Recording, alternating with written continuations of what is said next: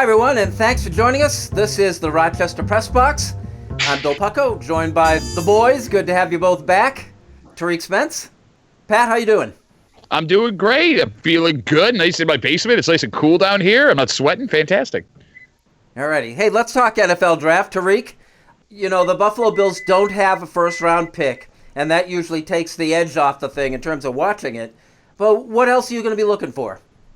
I'm just going to be looking for some trades. I think there's going to be a lot of possibilities of trades, and I'm not sure if the Bills will be able to get up to the, further up into the first round, but they made all the moves that they needed to really during the offseason, and we'll talk a bit about that. But I'm just looking forward to how they're going to produce this show.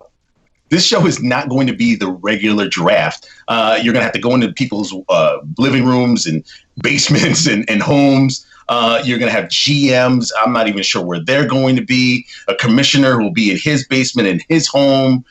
This is going to be awkward and yet entertaining at the same time because we're never going to see anything like this again. Pat, it's the only show in town. I find myself really looking forward to this. I have literally been counting down the hours until this draft starts for the last 2 weeks. And part of it is for the reason Tariq brought up. Like, you have no idea what the heck is going to happen while it's going on. The other part of it is there is something about the pure joy on the faces of these guys that get drafted that warms my normally frozen heart. Like, I love seeing the reaction from the families and the kids. And, like, that's all you're going to have this year. You have to rely on all of that to get your reaction. Yes, I am dying for something sports-wise to talk about and get excited about and watch. Please, God, please. No. In lieu of a first-round draft pick, Pat, do you find yourself looking forward or saying, like, I'm really interested in this? Well, okay, that's the thing that sucks, right? Like, the Bills go out and get Stephon Diggs, which is great, but now I have a whole night of not looking forward to seeing the Bills do anything. If we're talking about what the Bills are going to end up doing, if they're at 54, it looks like edge rusher is the way to go based on who falls to them. There's a kid from Alabama, Terrell Lewis. He would be a first-round pick if it wasn't for injuries the last couple of seasons. He seems to be, like, the darling of Bills Mafia right now. I like him a lot. There's another kid from Notre Dame, too, whose name is really hard to pronounce, even though I watched every Notre Dame game this season. Same scenario. Broke his leg at the end of last season. Would be a first-round pick if he was able to work out at the Combine. You brought in Mario Addison as veteran depth to get you to where you got to get. I like both of those guys at 54 if they're still there. Kind of jumping the gun in terms of the Buffalo Bills. It's okay. But what I like is how I think the Detroit Lions are in control of this entire draft. They sit in that third spot, and they got two teams behind them that want quarterbacks and want to trade with them, and somebody's gonna. Yeah, well, I hope that my New York Giants don't do anything stupid. That's what I'm really worried about since we drafted a quarterback last year. But then again, Duffy, I know you're chiming in here. There's a possibility everybody's interested in Tua. Everybody is. I don't know if he's going top 5 or not, but somebody's taking a gamble on him. Did you see the picture of David Gettleman, the GM of the Giants, in front of his draft setup? Did you see that picture, Tariq? No, please, but tell me now. Okay, so he's in front of a laptop, and they had pictures of other GMs too. Like, it's all like screens and things. Gettleman just has like piles of papers, like he's in A Christmas Story, ready to tell Tiny Tim that he gets no Christmas. Like, it looked like the most throwback picture I've ever seen. You guys are in so much trouble. He has no idea what he's doing. If you didn't do your homework before March 13th, basically you're done. Like, you have no information past that. You can't go to someone's home or interview, and get their real facial expressions. Like, if you're a scout this year, you deserve a pass. And if you get a hit, you've got a guaranteed contract for the next few years because you had less access to these players. But we talked about this a couple of weeks ago, and I think the consensus was NFL has too much information on these guys anyway. This may work out. 100%. I think they overthink this thing every single year. I think this is going to be proof positive that all of the meetings and all of the physicals and all of these things they have to go through mean absolutely nothing. Like, I was looking last night, the first round from 2013. That was the E.J. Manuel quarterback draft. And it is a tire fire of first-round picks. With the exception of DeAndre Hopkins, like, there are no names that are still in the league or at least doing anything in the league. That is a draft where they had all of the time in the world to go take a look at everybody. I'm praying to God that this year everybody hits, so you can look at these GMs and go, how smart have you been for the last 30 years where you thought you knew everything all the time? You needed that mental acuity test, right? All those funny questions. I don't know what acuity means, but I'm going to say yes. The Wonderlick, that's the thing. Sure. How about expense sheet? We are the Rochester Press Box, and we're talking Buffalo Bills next.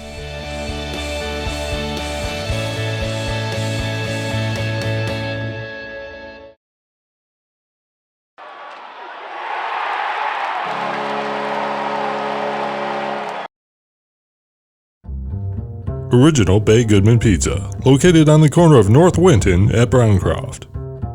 There are 3 ways to get the original Bay and Goodman delivery. Go to baygoodman.com. Welcome back to the Rochester Press Box, and thanks for joining us. Let me go to you first, Pat. You sort of opened the door on the Buffalo Bills draft. I'll bring up something Tariq said and throw it to you. He suggested the Bills might be willing to trade up into the first round. I mean, it's not out of the question based on the way we've seen Bean do his thing. But, I mean, the last couple of years, the Bills were desperate for top-end talent, and the only way to go get that was to get back into the first round a couple of times that they did. You're not desperate right now. You have the pieces there ready to go. Like, if they didn't draft, I think you would still have a rock-solid roster with the exception of maybe an edge rusher and a depth offensive lineman. I don't think they need to take those risks. If you're going to take any risk, you're going to take risks on players that would have been first-round picks that have been hurt that you're now going to have to see will work out in the NFL. But I can't see them jumping back in on Thursday night to do something in the first round. This may be the first time where when they say we're going to take the best available athlete, you can actually believe them. I'd like to see him go to the line somewhere. Yeah, I mean, I feel like if you are trying to fill a hole like that, you might be reaching a little bit. Those 2 guys that I brought up earlier, the one from Notre Dame, the D edge rusher from Alabama, I wouldn't mind seeing them there. There has been a lot of talk lately, and I've been hearing from people in the know that safety might be something that comes up in rounds 2 through 4, which would be a little surprising considering the Bills have arguably the best safety combo in the NFL. I wouldn't be shocked based on people that I've talked to see in round 3 or round 4 a safety come off the board. But then the question becomes, what do you do with that person until Micah Hyde or Jordan Poyer are no longer on this roster? They're one of a half dozen teams that have got the best situation at quarterback in the league. Yeah, and I mean, most of those quarterbacks will be off the board before the middle of the first round anyway. I mean, you got Oregon is going to, they're going to lose their quarterback. Tua is probably going to be gone, 15th pick overall. Before that, you're going to obviously lose Joe Burrows with the first pick overall. So, I mean, all of the quarterbacks that were there for this draft will be gone by the time the Bills pick anyway. I just think it might fall to what the New York Giants usually do. Go for that player that's best available. Yeah, you've done a great job defensively during the offseason, but you could add a little bit more youth offensively. Maybe a running back, maybe, somewhere. This is where I think when you look at the end of the draft, when you go 2nd round, 3rd round, 4th round, 5th round, this is where you get those maybe running backs or maybe safeties that have been there at the top of the list, but maybe got injured, goes down a couple of rounds. So I think the Bills right now are in a great position to add just some depth, but they needed a running back. I don't necessarily think that the Bills are out of the realm of possibility for drafting a quarterback after round 5. You look what they did last year. They signed Tyree Jackson as an undrafted free agent out of the University of Buffalo to compete with Barkley for the backup spot. You now have a 3rd year of Josh Allen. The reason you had the vet behind him was to have somebody, show him the way, whether it was Derek Anderson, whether it was Barkley, whoever it was. You don't really need that anymore. It's his 3rd year. He should know what he's doing. And you do have to hedge your bet a little bit. And we've seen several other NFL franchises do this as Allen goes into a year where when you're done, you're going to have to decide on the 5th-year option. If you have someone that's there in the 4th, 5th, or 6th round, seeing as how you have so few holes on this team, well, you got a guy just in case Allen isn't your guy. You can throw in and see what happens, a la Gardner Minshew in Jacksonville last year. I would not touch his psyche. I would leave him alone. Let him have this year. You'll know by the end of the year whether or not he could be the quarterback you're looking for. If you don't, you got a lot of good quarterbacks coming out. If he isn't the guy after this year and Tom Brady gone, he might not be your guy. Wow. I sure hope that doesn't happen. This is the Rochester Press Box, and Like It or Not is next.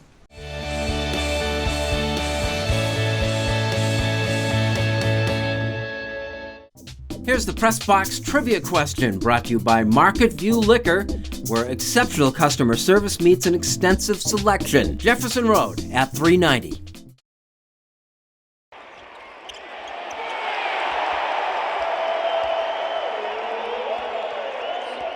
Here's the Press Box Trivia answer, brought to you by Market View Liquor, where exceptional customer service meets an extensive selection. Jefferson Road at 390. Welcome back. Thanks for joining us. This is the Rochester Press Box. Like it or not, Pat, the NBA horse competition. I loved it and I hated it all at the same time. Because, we didn't know what this was going to be. ESPN is doing the best they can to give original sports content, and I needed it desperately. But that sucked so bad. It was boring. The audio was terrible. The video was terrible. The performances were terrible. Yet, I found myself watching it for 2 straight hours. That's how desperate I am for some sort of live sport. Now, I'm wearing my Paul Pierce throwback Celtics jersey in honor of the terrible performance that he put on. He went from 34 to 70 in the blink of an eye. He looked like such an old man doing that thing. And then they didn't factor in some of the players. Mike Conley, for example, had this beautiful indoor gymnasium he was shooting in. And Tamika Catchings, who he's doing horse against, is in Indianapolis in 30-degree weather, blowing on her hands as the wind is blowing the ball absolutely sideways. It was terrible. It was so poorly thought out, yet I gave them 2 hours of my time, because give me sports right now, please. Tariq, I like that Allie Quigley beat Chris Paul. Well, it's funny. It's not horse because you got to be on the same court if it's horse, because it's the same conditions. Although that was funny. That's what's going to live forever when we look back on this and laugh. It's funny that he's wearing the Truth's jersey because he's speaking the truth. That was not fun. I turned it on, then turned it off. You never thought that many millionaires had that much trouble with Wi-Fi, and it was hard. I've got trouble with Wi-Fi, but I'm not a millionaire. At any rate, I just think we're so starved. I think we're so starved to get something. We got it, and we realize this is not what we want. We just want athletes playing one another at the best of their abilities in an empty stadium or gym. That's what we really want going forward. Well, you're not a millionaire because you put in all the money decorating that set.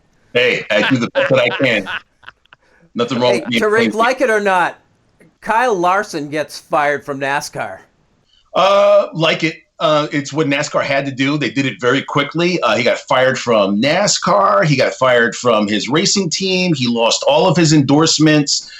He got suspended indefinitely. And that's what needs to happen. It's terrible how NASCAR has been trying to build up this. We want to include everybody. We want diversity. And in really one NASCAR live game, video game, it's all right down the toilet. It's literally for years, people have been trying to, people who are from Boston say, Boston is not as racist as they said of the town. And then one Boston athlete does one thing on social media and you got to deal with all of that history on top of it. That's what makes this so terrible. So if NASCAR was making an attempt, even a half attempt, to try to make this sport more endearing to African Americans, that all went right down the toilet doing a live esports game.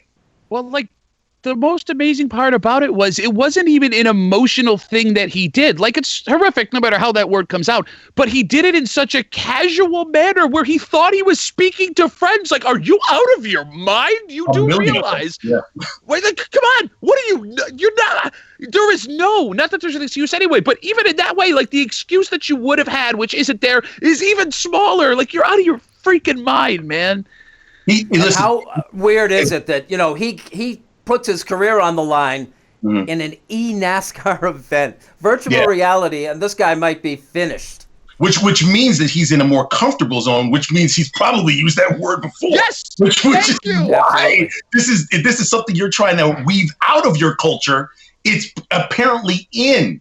So he's apologized since then. He'll probably be suspended for probably a year after they actually start racing again, which would be the real suspension.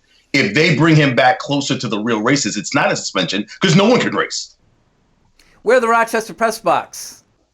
Unfinished Business is next.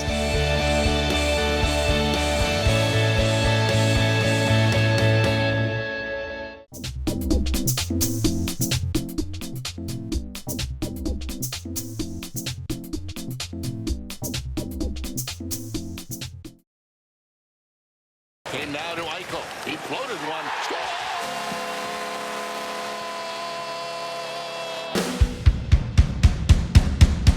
Welcome back. Thanks for joining us. We are the Rochester Press Box. It's time for Unfinished Business. We start, as always, with Pat. Something occurred to me the other day as we sit in this weird sports holding pattern with the lockdown and coronavirus. If sports are going to happen, football especially, the NFL this season, it's going to be in front of empty stadiums with absolutely no fans. And I'm okay with that. I understand. But we're also at a point now where the Bills have the best roster they've had maybe since the Super Bowl years, definitely since Drew Bledsoe. And it's not out of the question, based on what Vegas is saying, that the Bills make a run at something spectacular. And something horrific washed over me as I was thinking this. If the Bills somehow manage to find a way to make a run, deep playoff run, Super Bowl, maybe even win it, there would be no Bills fans allowed to be there to watch it. And even further, if they finally bring home a Super Bowl trophy after all these years, there wouldn't be able to be a victory parade.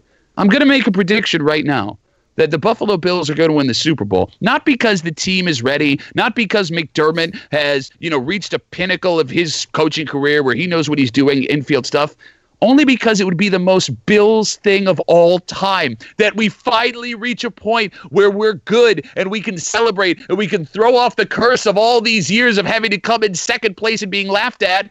And we're not allowed to participate in it. So help me God, if the Bills win the Super Bowl this year, it'll be the most joyous and depressing at the same time moment of my life. So if you ask me right now, do I want to see the Bills win a Lombardi Trophy this season? My actual answer is, I don't know. So we want our athletes to have access to just about everything that goes on in their lives. We want to see it on social media. We want to talk to them. We see them in interviews and in podcasts. And they turn out great sometimes, like Russell Wilson. Congratulations. He had a gender reveal party. He's going to have a son with his wife, Sierra. All those great things and moments where you see Major League Baseball players taking BP with their kids pitching. And all of these sweet sort of moments that these athletes share with us are always great. And when you get a chance to interact with them, it's even better until you get a Kyle Larson, until they say things that they're comfortable saying in their living room in front of, I don't know, 1 million NASCAR fans over the air. And then not only does Larson, not only does his racing team, not only does NASCAR have to deal with it, but it brings up an entire stereotype about the sport that they've been trying to get rid of for years.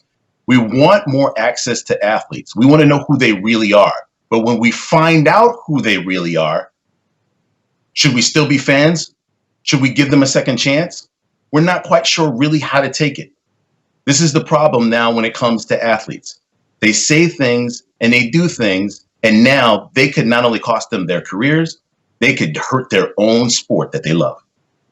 So when I first heard that Tavares Jackson had been killed in a car accident at the age of 36, your first thought is that, well, that's a shame. He didn't get to live the second half of his life. But my second was, didn't this guy play for the Buffalo Bills? He was a quarterback of some renown. He had played 14 starts the year before he came to Buffalo in 2011. He comes to Buffalo in 2012 and takes Vince Young's position on the roster. Well, whether he played for the Buffalo Bills or not is up to interpretation. Pro Football Reference will tell you he didn't play. He's not listed. But Wikipedia, and we love Wikipedia, has him down as a line of playing for the Buffalo Bills in 2012. No starts, no games, no pass attempts, no completions, no nothing. He played behind Ryan Fitzpatrick, who threw 500 passes, and Tyler Thigpen, who threw 5.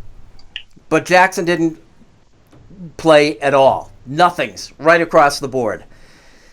He was a placeholder for the Buffalo Bills. Third string quarterback. The loneliest and the least gratifying position of all professional sports. The third string quarterback. That's Unfinished Business, and that is our show. Guys, thanks again as always. Tariq? Thanks for the time. Be safe, guys. As always, see ya. And Pat. You guys want to go play some horse? I got a hoop down the street. I can just start using it. It's not that big a deal. And a video system that works. Maybe. Hey, thanks, everybody there. Thank you for joining us, and we'll see you next week.